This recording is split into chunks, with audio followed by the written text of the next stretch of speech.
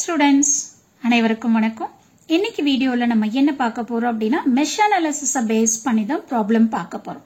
So இதுக்கு முன்னாடி வீடியோஸ்ல நான் என்னோட மெஷ் அனாலிசிஸ் ப்ராப்ளம்ஸ் எல்லாமே வந்து பார்த்தீங்கன்னா ரெசிஸ்டர்ஸ் கனெக்ட் ஆகிற மாதிரி தான் உங்களுக்கு ப்ராப்ளம் எடுத்து ஒர்க் அவுட் பண்ணியிருப்பேன். பட் இந்த ப்ராப்ளம் நம்ம என்ன பண்ண போறோம், இண்டக்டர் கெப்பாசிட்டர் எல்லாம் கொடுத்திருந்தா எப்படி நம்ம வந்து மெஷ் அனாலிசிஸை கம்ப்ளீட் பண்ணணும் அப்படிங்கறத தான் நம்ம பார்க்க போறோம். ஓகேவா? இப்ப பாருங்க, இந்த சர்க்கியூட்ல நமக்கு வந்து பாத்தீங்கன்னா வோல்டேஜ் சோர்ஸ் கொடுத்திருக்காங்க. சோ வித்தின் சர்க்கிளுக்குள்ளார இந்த சைனசாய்டல் ரெப்ரசன்டேஷன் இருந்தது அப்படின்னா அது வந்து வோல்டேஜ் சோர்ஸ். இப்ப இந்த வோல்டேஜ் சோர்ஸுக்கு மேக்னிடியூடோட வேல்யூவும் ஆங்கிளோட வேல்யூவும் கொடுத்திருக்காங்க. சோ எப்பவுமே மேக்னிடியூட் அண்ட் ஆங்கிள் இருக்கு அப்படின்னா அது என்ன ஃபார்ம்னு சொல்லுவோம், போலார் ஃபார்ம்னு சொல்லுவோம். கரெக்டா? இப்ப அடுத்தது வந்து பாத்தீங்க, வித்தின் சர்க்கிளுக்குள்ளார அப்வர்ட் டைரக்ஷன்ல கொடுத்திருக்காங்க. சோ வித்தின் சர்க்கிளுக்குள்ளார அப்வர்ட் டைரக்ஷனோ இல்ல டவுன்வர்ட் டைரக்ஷனோ கொடுத்திருந்தாங்க அப்படின்னா அது கரண்ட் சோர்ஸ். அப்போ கரண்ட் சோர்ஸோட மேக்னிடியூட் 25 கொடுத்துட்டாங்க, அதோட ஆங்கிள் வந்து 90 டிகிரின்னு கொடுத்திருக்காங்க. சரிங்களா?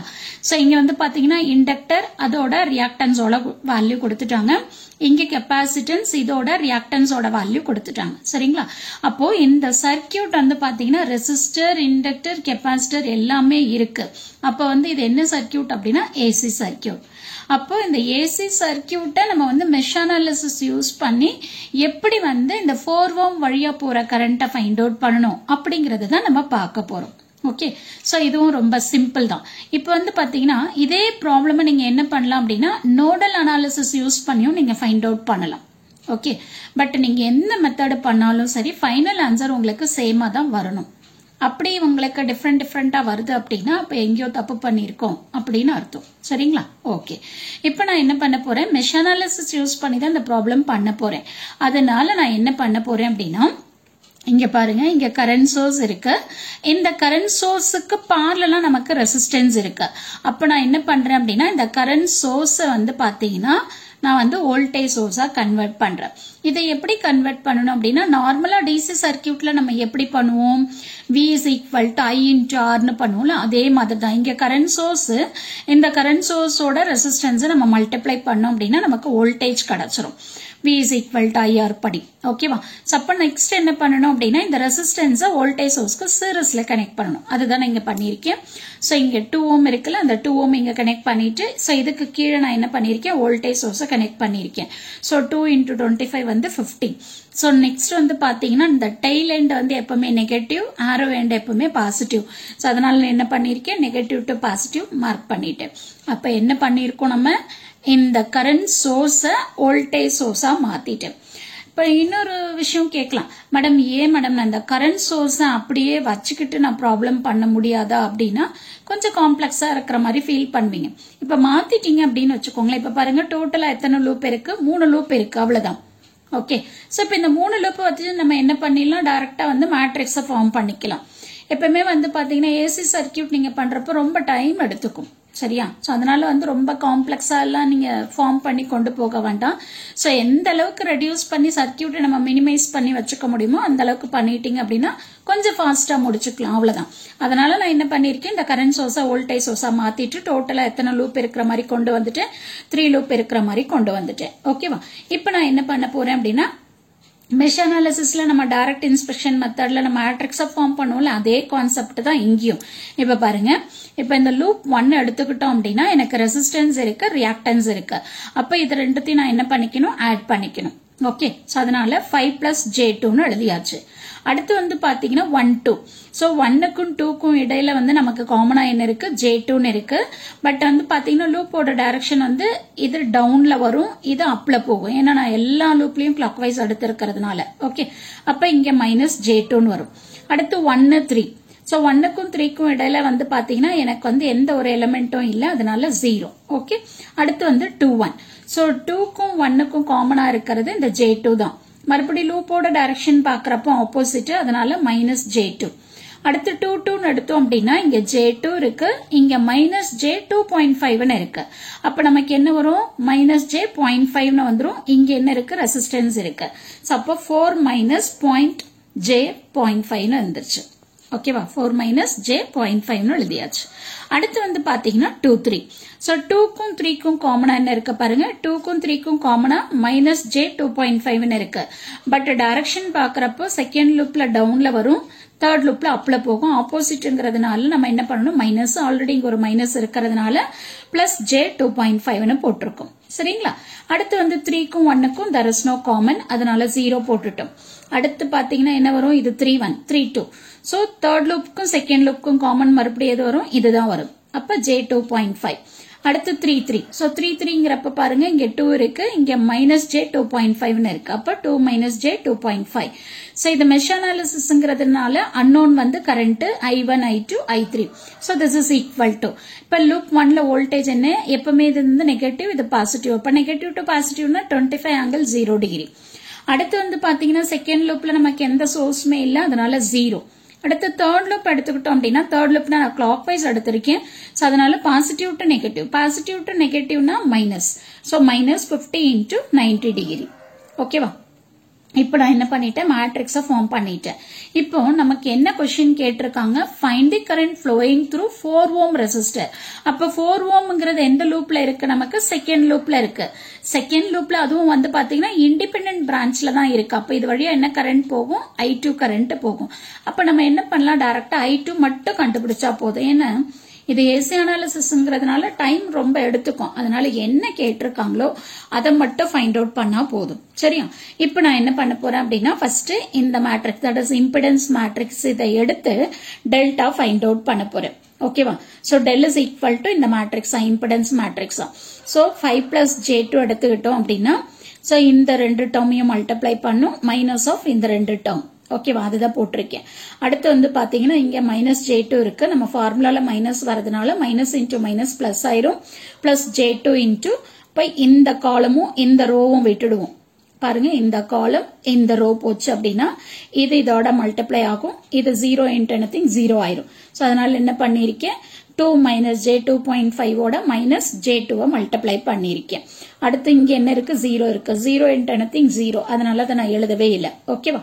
இப்ப அடுத்து நீங்க என்ன பண்ணணும் அப்படின்னு சொல்லி பாத்தீங்கன்னா, உங்களோட கால்குலேட்டர்ல காம்ப்ளெக்ஸ் மோடுக்கு போயிடணும்.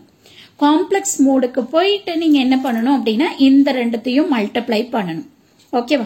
சோ மல்டிப்ளை பண்ணிட்டு நீங்க ஈக்குவல் டு போட்டீங்கன்னா உங்களுக்கு ரியல் பார்ட் வந்துரும்.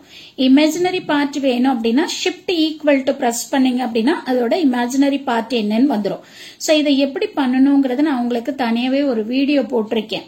காம்ப்ளெக்ஸ் நம்பர் எப்படி மல்டிப்ளை பண்றது, எப்படி ஆட் பண்றது, எப்படி டிவைட் பண்றது அப்படின்னு உங்களுக்கு ஒரு வீடியோ இருக்கு. அது வேணும் அப்படின்னா நீங்க செக் பண்ணிக்கோங்க.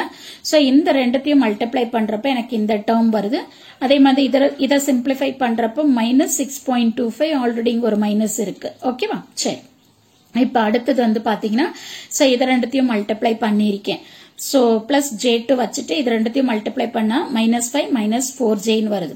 சோ இதுக்கப்புறம் நம்ம என்ன பண்ணணும், ஃபர்தரா ரிடக்ஷன் பண்ணணும். சோ ஃபர்தரா ரிடக்ஷன் பண்றப்போ எனக்கு என்ன வருது பாருங்க.